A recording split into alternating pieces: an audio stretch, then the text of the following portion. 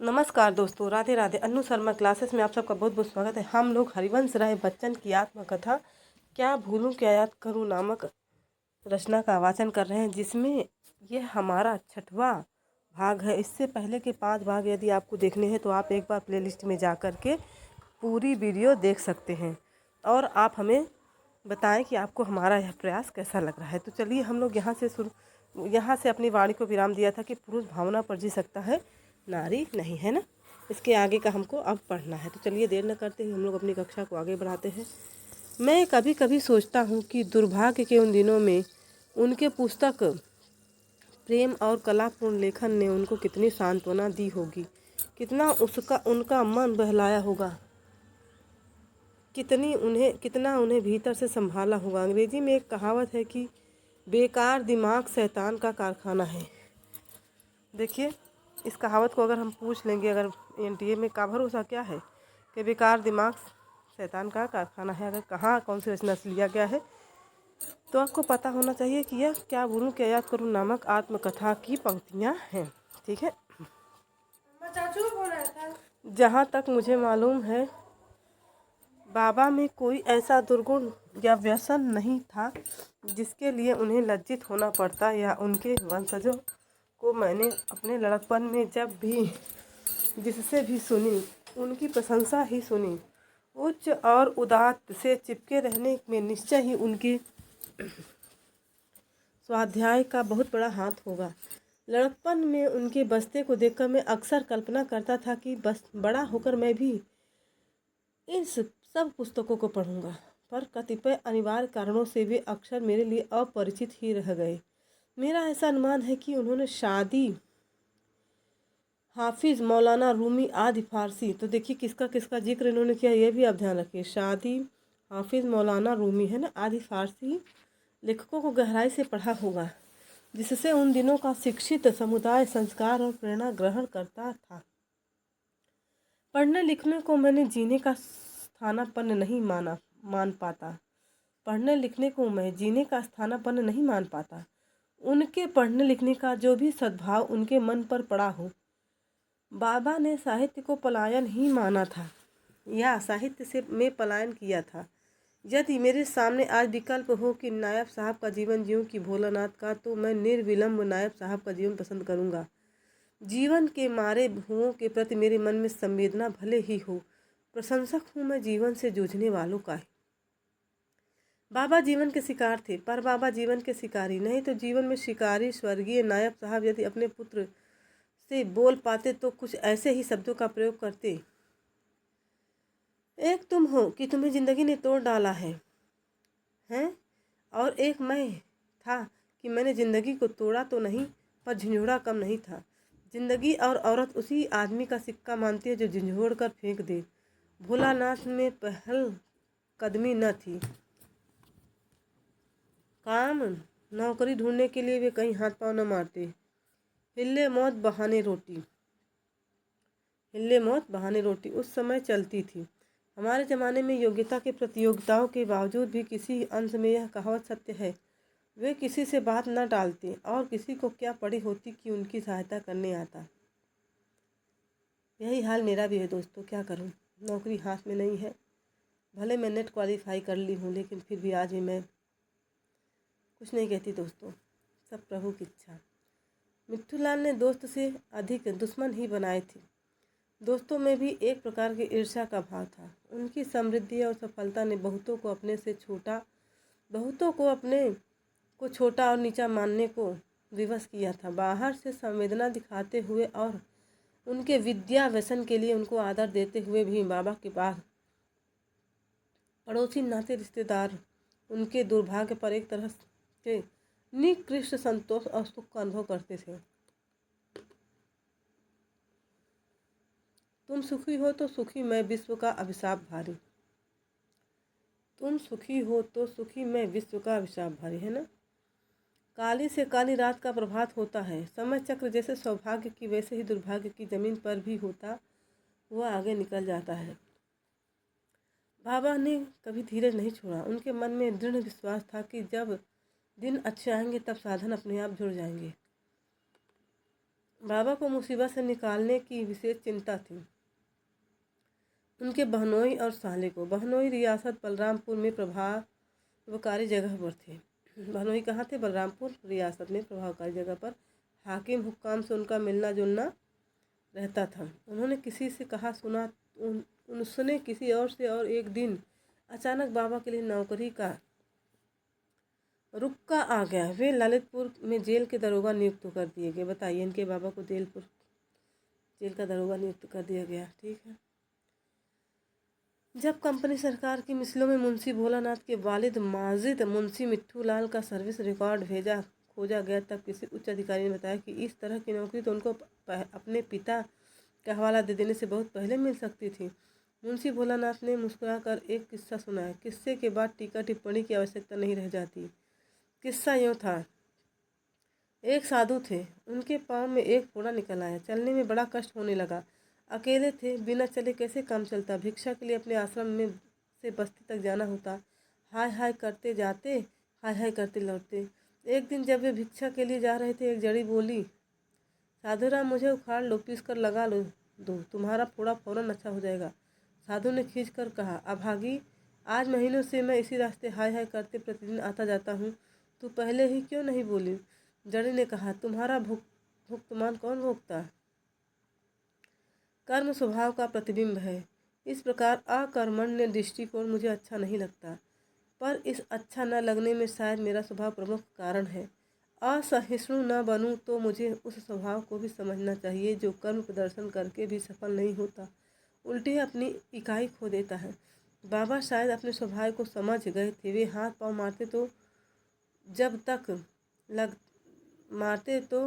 जब तक लगते शायद उनके पिता गुमसुम बैठ जाते। तो बुद्ध जीवन में ज़्यादातर टूटे हुए लोग वे हैं जो अपने स्वभाव और कार्य में साम्य नहीं स्थापित कर पाते। बाबा ने मुसीबत उठाई, अपमान सहा हो, व्यंग ओढ़े हो, पर वे भीतर से टूटे नहीं थे। इसलिए जब पहली बार उन्हें कर्म ने पुकारा तो वे स्वस्थ और बड़े प्रसन्न मन से उसकी ओर बढ़े। बाबा के लिए नौकरी का रुक्का क्या आया, मानो उज्जवल भविष्य की एक किरण ही उनके घर में झांकने लगी। राधा ने मोहल्ले टोले में जाकर घर घर यह खबर सुनाई। महारानी ने चकेसरी देवी को 7 जोड़ी नेवज चढ़ाई। उन्हीं देवी को जिनके स्थान के उत्तर पूर्व में हमारा मकान था, उसी स्थान के ठीक बगल में हमारे मकान का वह खंड था जो खत्तू बनिया तेली को बेच दिया गया था। तेली ही उस स्थान का पुजारी था, वही चढ़ावा लिया आदि लेता था। मुझे लड़कपन में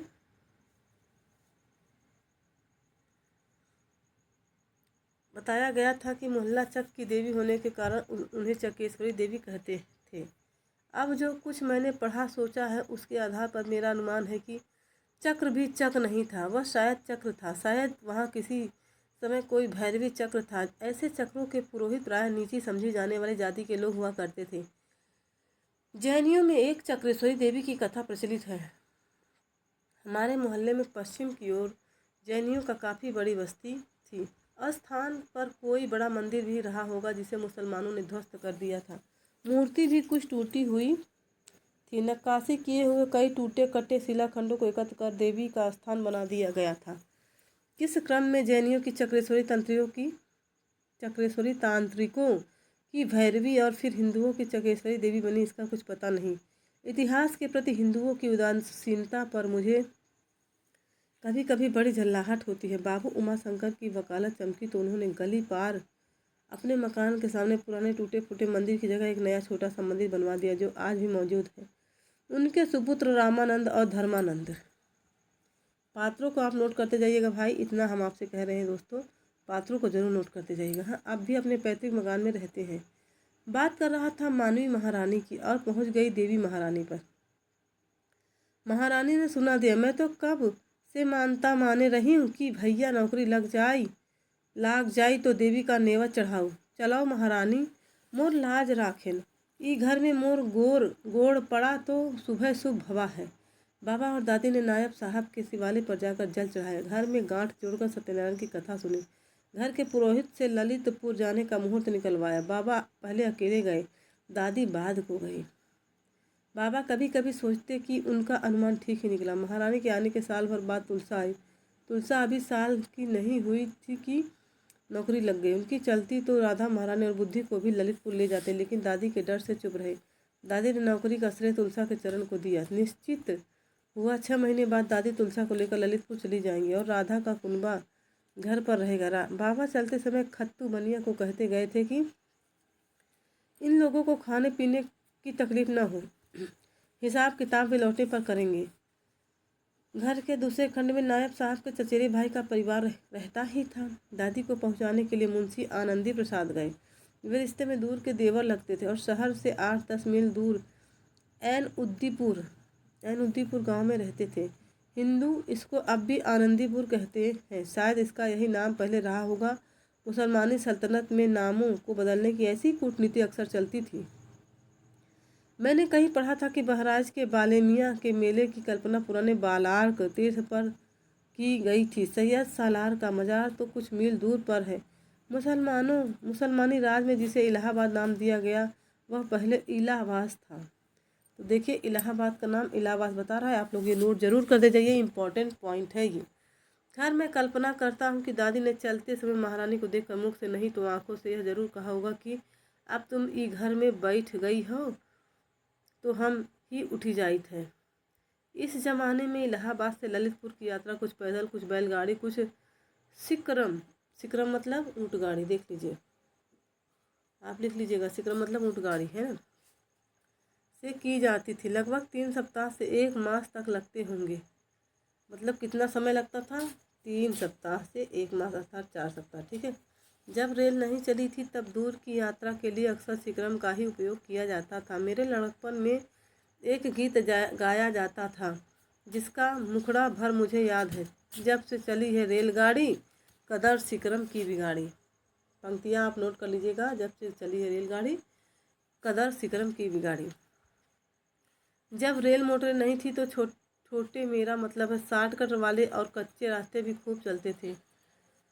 मुसाफिर एक दूसरे के प्रति सहानुभूति रखते थे, ज़रूरत पड़ने पर परस्पर सहायता करते थे। रास्ते में पड़ने वाले गांव के लोग इस बात से प्रसन्न होते थे कि लोग उनके यहाँ ठहरे। वे बड़ी खुशी से उनके खाने रहने की सुविधाएं जुटा देते थे। समय सस्ती का था, उन्हें भी नए नए लोगों से मिलने का अवसर मिलता था। दूर दराज की खबरें मिलती थी। यात्रियों के द्वारा एक जगह से दूसरी जगह समाचार और छोटे मोटे सामान भी भेजे जाते थे। विश्वास और सद्भाव सामाजिक जीवन के स्वाभाविक अंग थे। बाबा ने अपने साथ ले जाने को पीतम्बर पंडित को लिया। किसको लिया? पीतम्बर पंडित। इनका नाम पीतम्बर है। ठीक है दोस्तों, ये वही थे जिनको मेरे परबाबा ने अपने ही मकान के एक खंड में बसाया था। कहते हैं गदर में उन्होंने साहब के एक बाबा को भूशीले में छिपा रखा था। जिंदगी भर उनके लिए 10 रुपये महीने की पेंशन बिलायत से आती रही। साथी के रूप में ब्राह्मण को चुनते समय अवश्य ही बाबा को बीरबल का किस्सा याद आया होगा। एक बार अकबर ने बीरबल से कहा, लाओ बीरबल ऐसा नर पीर बावर्ची भिस्ती खर। बीरबल ने एक ब्राह्मण को पेश कर दिया। दादी की यात्रा की मनोरंजक घटना थी भुइयाँ रानी का दर्शन। भुइयाँ रानी देवी का स्थान सीधे रास्ते पर नहीं था, लेकिन दादी ने वहां होते हुए ललितपुर जाने का निश्चय किया। सुनते हैं भुइयाँ रानी में एक तालाब है, उसी के किनारे देवी की चौरी है। बीच में पुराना पीपल का पेड़ है जिस पर लंबा लाल झंडा लगाया जाता है। छोटी सी बस्ती है। चौरी के पंडे भी हैं जो चढ़ावा इत्यादि लेते हैं। बघेल खंड में भुइयाँ रानी की प्रसिद्धि यह है कि वे बंध्या को पुत्र देती हैं। बघेल खंड में भुइयाँ रानी की क्या प्रसिद्धि है? वो बांधों को पुत्र देती हैं। ठीक है।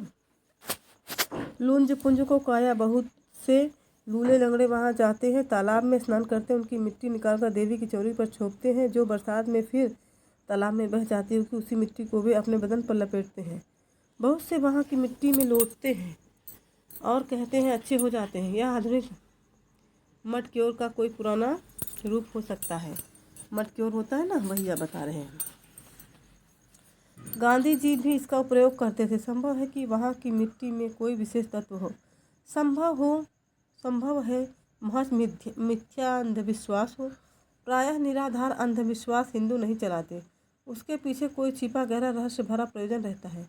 बहुत लोग केवल विश्वास के बल पर अच्छे हो जाते होंगे। आधुनिक चिकित्सा शास्त्र भी विश्वासों फलदायक को बहुत से अवसरों पर ठीक पाता है। देवी की चौरी की पूजा करते हुए कहते हैं, दादी का बायां अंग फड़का, जानी गौरी अनुकूल है से। अब ये देखिए, ये पंक्तियाँ आई हैं, आप ध्यान दीजिएगा। जानी गौरी अनुकूल है से हर्ष न जाए कही, मंजुल मंगल मूल बामंग फड़कन लगे, लखन सिया रामचंद्र की जय। ये मैं बोल रही हूँ दोस्तों।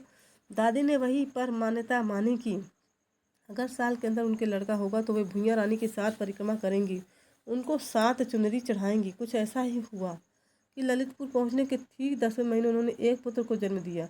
उसका नाम प्रताप नारायण रखा गया। उनके पिताजी ना, बच्चन जी के पिताजी का नाम यहाँ पे है, ठीक है। यही मेरे पिता हुए। दादी का नियम था कि जब वे ललितपुर से इलाहाबाद जाते अथवा इलाहाबाद से ललितपुर, तब वे भुइयां रानी होती जाती। उन्होंने एक क्या कई 7 परिक्रमाएं की, कई 7 चुनरियाँ चढ़ाई। दादी की और कोई संतान न हुई, न वे और चाहती थी। पति पत्नी पुत्र के छोटे से परिवार से वे परम संतुष्ट थी। ललितपुर कई कारणों से उन्हें बहुत पसंद था। यहीं आकर उनके पति की नौकरी लगी, यहीं उनको पुत्र रत्न की प्राप्ति हुई। उनके मन में इसका भी कम संतोष न होगा कि यहाँ रहते हुए राधा के कुनबे से उनका पिंड छूट गया। चाहे अकेलेपन का अनुभव क्यों न हो, दादी अपने घर मन की मालकिन बनकर रहना चाहती थी। ललितपुर में कोई नाते रिश्तेदार भी नहीं थे। दादी पर्दे में रहती थी। राधा महारानी और बुद्धि इलाहाबाद के पूरे घर में रहने लगी। पुरुष की आड़ सब प्रकार से हट जाने पर उन्होंने अपने को थोड़ा निराधार अवश्य पाया होगा, परंतु पहली बार परम स्वतंत्र न सिर पर कोई पाकर उन्होंने उन्मुक्त की सांस भी ली होगी। राधा महारानी के स्वभाव में कुछ ऐसा था कि किसी भी अंकुश के नीचे घबराता था या कम से कम चैन से न रह पाता था। राधा ने अपने ससुराल वालों के प्रति विद्रोह किया था। महारानी ने भी किसी न किसी रूप में उनका अनुकरण किया था। बुद्धि ने आगे चलकर अपनी माँ और नानी से मिले संस्कारों का कम सबूत नहीं दिया। खाने पीने का सामान तो खत्तू के यहाँ से मिल जाता था, पर कुछ ऊपरी खर्च वर्च की जरूरत होती है। राधा महारानी ने तंगी का अनुभव किया। खुलेआम काम करना इज्जतदार घरों की स्त्रियों के लिए बड़े अपमान की बात समझी जाती थी। गदर के समय खत्तू के आंगन की तरफ खोदी गई खिड़की बड़े काम आई। बाहर का दरवाज़ा बंद कर लिया जाता, दूसरे खंड को अलग कर लेने वाला भी, और राधा महारानी बनिए के लिए अनाज आदि की सफाई करती। मौसम में मुंगौरी, बड़ी, पापड़ इत्यादि भी तैयार करती। खरबूजे के बीज डीलर और इन काम छीलती, और इन कामों के लिए बनिए से कुछ नकद पैसे मिल जाते। एक और काम वे करती। उन दिनों पास के महाजनी टोले में 3 राधा कृष्ण के मंदिर थे, पीला मंदिर, जहानबादी मंदिर और मथुरा के गोसाइयों का मंदिर। इन मंदिरों में आरती के लिए 3 तगी और 5 तगी बत्तियों की लाखों में खरीद की जाती। राधा महारानी बाजार से रुई लाती, धुनकती, पुनिया बनाते और कंडे की छनी हुई राख को उंगलियों पर लगाकर पाउडर की तरह पुनियों से तागा निकालती, और जब वह काफ़ी लंबा हो जाता तब चारों उंगलियों पर लपेट 5 तगी या 3 तगी बत्ती बना उसे मूल सूत्र से खूंट से तोड़ देती, और फिर सूत निकालने का वही क्रम चलता। मैंने अपने लड़कपन में राधा महारानी और बुद्धि को घंटों बैठे इस प्रकार सूत निकालते और बत्ती बनाते देखा होगा। अपनी अनजिए विश्वास शीर्षक कविता लिखते, देखिए इनकी कविता का नाम है अनजिए विश्वास है, ठीक है। कविता लिखते हुए अवश्य ही ये 3 मूर्तियाँ कहीं न कहीं मेरे दिमाग में होंगी। उस कविता में कल्पना ने यथार्थ को बहुत बदला संवारा है। मेरी ऐसी धारणा है कि कल्पना तभी सजीव और सबल होती है जब उसका आधार यथार्थ में हो या यथार्थ बाहरी मात्र नहीं, है ना। बच्चन जी क्या मानते हैं? कल्पना तभी सजीव और सबल होती है जब उसका आधार यथार्थ में हो, यथार्थ बाहरी मात्र से नहीं आता, है ना, बल्कि जो अनुभूति का अंग बनकर भीतरी बन गया हो। कोरी कल्पना भी कम आकर्षक नहीं होती चाहे हृदय न छुए, है ना। कोरी कल्पना भी कम आकर्षक नहीं होती चाहे वह हृदय को ना ही छुए तो कोई बात नहीं। बहुतों की दृष्टि में मात्र कल्पना प्रवणता कवि की शक्ति का द्योतक है, जो बिना सूत कपास खैमा खड़ा कर देने की ताकत रखती है। उन जादूगरों से मैं स्पर्धा न करना चाहूँगा। 1.5 वर्ष बाद पीतम्बर पंडित ललितपुर से लौटे तो उन्होंने सूचना दी कि भोलानाथ के घर में लड़का हुआ है। बाबा ने अपनी बुआ के लिए रुपए भी भेजे थे, कुछ तो बनिए का हिसाब पाती चुकाने के लिए और कुछ आगे के खर्च वर्च के लिए। कहलाया था अभी घर आने का जो कुछ दिन नहीं लगेगा। छोटे छोटे बच्चों को लेकर सफ़र करने में बड़ी तकलीफ होगी, राधा घर घर कहती फिरी, हमरे तो पथरे पर दूब जामी है। गावन हारियों को बुलवा कर सोहर गवाना शुरू कर दिया, जैसे प्रताप नारायण का जन्म उसी दिन उसी घर में हुआ हो। अरे पुरखन की डेहरी पर कुछ सगुन होए चाहिए। इतना ही नहीं, अपने पिता से चौथी पीढ़ के पहले पूत का मुंह देखने के लिए वे उतावली हो उठी। बनिए को उन्होंने पाई न दी, रुपए की बसनी कमर में बांधी और पैदल ललितपुर के लिए रवाना हो गई। साथ चलने के लिए उन्होंने महंगिनिया काछिन को पटा लिया। देखिए महंगिनिया काछिन को, है ना। राधा के किस्सों का कोई अंत नहीं था, पर उनके प्रमुख विषय थे हमारे पुरखे नायब साहब, कदर और ललितपुर का सफ़र। मैंने अपने लड़कपन में उनके सफ़र का हाल उनसे कितनी ही बार सुना था। राधा का वर्णन शक्ति अद्भुत थी। व्यक्तियों और परिस्थितियों का जैसा सजीव रूप वे खड़ा करती थी, वैसा फिर मेरे अनुभव में नहीं आया। कभी उत्सुकता जगा, कभी असमंजस की स्थिति पैदा कर वे अपने किस्सों को इतना रोचक बनाती थी कि उनके पास से उठने का मन न होता। हो सकता है कि राधा के किस्सों का जो प्रभाव मुझ पर पड़ा वह मेरे बचपन के कारण हो। अब कल्पना शक्ति सजग होती है और हाथ की छड़ी को घोड़ा और पानी की थाली को तालाब समझना बिल्कुल स्वाभाविक लगता है। हाथ की छड़ी को घोड़ा और पानी की थाली को तालाब, है ना। बचपन में ऐसा लोग समझते हैं, पर उनके वर्णन के जादू से मैंने बड़ों को भी बंधते देखा था। पहले ललितपुर से लौटकर मुंशी आनंदी प्रसाद ने, फिर पीतम्बर पंडित ने रास्ते का जो वर्णन किया था वह छोटे से छोटे ब्यौरे के साथ राधा के दिमाग पर अंकित हो गया था। कहाँ से कहाँ तक पैदल जाना है, कहाँ बैलगाड़ी मिल जाती है, कहाँ से क्रम की सुविधा है, कौन कौन नदी पार करनी पड़ती है, कहाँ घाट है, कहाँ सराय धर्मशाला मंदिर है, रास्ते में एक के बाद एक कौन गांव कस्बे शहर पड़ते हैं। राधा का दिमाग फोटोग्राफर का साधारण नहीं, सर का रामा का कैमरा था। सर का रामा का कैमरा राधा के दिमाग का उपमा इन्होंने दी है, जिसकी करामात या प्रदर्शन कुछ साल पहले दिल्ली में अमेरिका की एक कंपनी ने किया था, जो देखकर नहीं सुनकर ही सब स्थानों की तस्वीर खींच लेता था। राधा का यह गुण रास्ते में बड़ा काम आया। वे उस मार्ग पर इस आत्मविश्वास के साथ चली जैसे कई बार उस पर आ जा चुकी हैं। दोनों स्त्रियों को स्वाभाविक भीतरी भय के कारण इस बात की बड़ी चिंता थी कि उनको बाहर नया और अजनबी न समझा जाए। मौसम न ज़्यादा गर्म था न ज़्यादा ठंडा। कंधों पर उन्होंने एक एक दोहर तह करके डाल ली, कमर में एक एक चादर का फेंटा लगा लिया। रात को वह यह बिछाने को काम आती। फेंटा लंबी चलाई में कमर को कसी रखता है, साथ ही यह उसी में राधा का रुपया और महंगिनिया का गहना गुड़िया बंधा छिपा रहता। परदेश में उनको खनखनाते चमकाते चलना खतरा उठाना होता। इस प्रकार गहने ढोना महंगिनिया को न सुहाता। वह चटकती मटकती चलना चाहती थी, पर टोली की कमांडिंग ऑफिसर राधा थी। महंगिनिया सेकंड इन कमांड थी। राधा की आज्ञा उसे माननी पड़ती। कभी कभी वह अपनी उनकी अवज्ञा भी करती। एक बार इसका दुष्परिणाम भी हुआ। एक एक डोलची भी उन्होंने हाथों में लटका ली, जिससे लोटा डोरी धोती अंगोछा सुरती सुपारी सरौता चुनौती सुमिरनी गंगा जी की मिट्टी और एक गंगा जली रख ली। यह मिट्टी और गंगा जली रास्ते में बहुत उपयोगी सिद्ध हुई। महंगिनिया ने अपनी डोलची में एक ऐना भी रख लिया। हाथों में उन्होंने एक एक हल्की लाठी ले ली और चल पड़ी। लाठी में गुण बहुत है, सदा राखिए संग। ठीक है, इस पर मुझे एक प्रसंग याद आ गया, विषयांतर हो तो होगा। बात है सन 48 की। स्वतंत्र भारत की विधानसभा में राष्ट्रगीत चुनने पर बहस हो रही थी। पंडित द्वारिका प्रसाद मिश्र, देखिए किसका किसका जिक्र आ रहा है, आप लोग नोट जरूर करते चलिएगा दोस्तों। हाँ, परीक्षा के दृष्टि से ये बहुत ही ज़्यादा आवश्यक है। शायद श्री रविशंकर शुक्ल, है ना, पहले द्वारिका प्रसाद फिर रविशंकर शुक्ल की प्रेरणा से एक नया गीत प्रस्तुत किया गया था। उसमें कुछ परिवर्तन करने के सुझाव देने के लिए मैंने एक लेख संगम में लिखा। कहाँ लिखा था? संगम। उसकी कटिंग मैंने श्री सच्चिदानंद सिन्हा को भेजी, जो विधानसभा के अध्यक्ष थे। उनका बड़ा मनोरंजक उत्तर आया, शायद कहीं मेरे कागज पत्रों में सुरक्षित हो। लिखा था, जनगण मन को मैं कैसे राष्ट्रगीत मानूं? जनगण मन को मैं कैसे राष्ट्रगीत मानूं? उसमें मेरे प्रांत का तो नाम ही नहीं है। मेरा बस चले तो मैं अपने प्रांत के गिरिधर कविराय की इस कुंडलिया को राष्ट्रगीत बनवाऊं। लाठी में गुण बहुत है, सदा राखिए संग।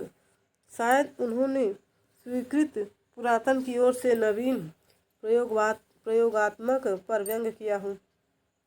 शायद उनके मन में हो कि भारत को अपनी सत्ता बना रखनी है तो उसे सैनिक दृष्टि से मजबूत बनना होगा। हो सकता है उन्होंने केवल विनोद में ऐसा लिखा हो। फिर भी उसके बाद से जब भी मुझे अपने देश की ग्रामीणों की भीड़ देखने का अवसर मिला, मैंने अपने मन में कहा कि हमारा राष्ट्रीय हथियार तो लाठी ही है। जैसे हम कमल हमारा राष्ट्रीय पुष्प, देखिए किसका जिक्र हुआ, कमल हमारा राष्ट्रीय पुष्प, मयूर हमारा राष्ट्रीय पक्षी, बैल हमारा राष्ट्रीय पशु। राष्ट्रीय पशु क्या है? बैलों की जोड़ी हमारा सबसे अधिक वोट खींचती है। आधुनिकता की शहरियत में हम ग्रामीण तो हैं ही और शायद अभी बहुत दिनों तक रहेंगे। राधा और महंगिनिया जब एक आध रोज का सफ़र तय कर चुकी और उनको यह विश्वास हो गया कि अब जान पहचान वाला कोई न मिलेगा, तो उन दोनों ने मिलकर सलाह की कि हम लोग प्रयागराज की ब्राह्मणी बन जाए, सुमिरनी गले में डाल लें, रोज़ सुबह नहाकर गंगा जी की मिट्टी का टीका लगा लें, जहाँ ठहरे लोगों को दो दो बूंद गंगा जल बांट दे, फिर देखो सफ़र कैसे मज़े में कटता है। मुंशी आनंदी प्रसाद और पीतम्बर पंडित ने अपनी यात्रा का जो वर्णन किया था उसके अंतर को राधा ने गांठ बांध लिया था। मुंशी जी की असुविधाएं कायस्थ की और पीतम्बर पंडित की सुविधाएं ब्राह्मण की थी। अब क्या था, जहाँ पहुँचती उनकी बड़ी आवभगत होती, लोग उनके पाँव की धूल लेने पहुँचते, खिलाने पिलाने ठहराने के लिए गांव के घरों में होड़ लग जाती, 2 बूंद गंगा जल के लिए लोग दूर दूर से दौड़ते, कहीं कोई मृत्यु शैया पर पड़ा होता तो 2 बूंद गंगा जल के लिए उनकी न जाने कितनी विनती चिरौरी की जाती। सीधा एक आदमी के खाने के लिए आटा दाल चावल घी नमक इतना मिलता कि लाद कर चलना मुश्किल होता, प्रायः बांट देना पड़ता। और विशुद्ध गंगा जल की झारी तो 2 ही 4 दिनों में समाप्त हो गई, पर गंगा जी की मिट्टी की बदौलत हर नदी तालाब का पानी सारी यात्रा गंगा जल बनता, लोगों को पवित्र करता तराता चला गया। चलते चलते दोनों मिलकर गाती, एक नदिया एक नार कहावत, मैलो ही नीर भयो जब दोऊ, मिल एक बरन भय सुरसर नाम पर्यो, प्रभु जी मोरे अवगुण चित न धरो, है ना। तो देखिए, प्रभु जी मेरे अवगुण चित न धरो, ये वाला गाना उन्होंने गाया था, इसको आप लोग नोट कर लीजिएगा। फिर सूरदास की आत्मा अपने गीत को उस विद्रूपात्मक रूप में भी चारों खूंट सार्थक और सटीक पाकर अवश्य ही अपने ऊपर मुस्कुरा उठी होगी। प्रभु कुछ सेंस ऑफ ह्यूमर, है ना। इसके बाद का हम लोग आगे नेक्स्ट वीडियो में पढ़ेंगे। आपको हमारा यह प्रयास कैसा लग रहा है कृपया आप हमें कमेंट में ज़रूर बताएं दोस्तों। और हाँ, अगर आपको हमारी यह प्रयास अच्छा लग रहा है, आपके परीक्षा में थोड़ा बहुत भी उपयोगी हो, तो आप हमारे चैनल को लाइक सब्सक्राइब एंड शेयर ज़रूर करें। राधे राधे दोस्तों।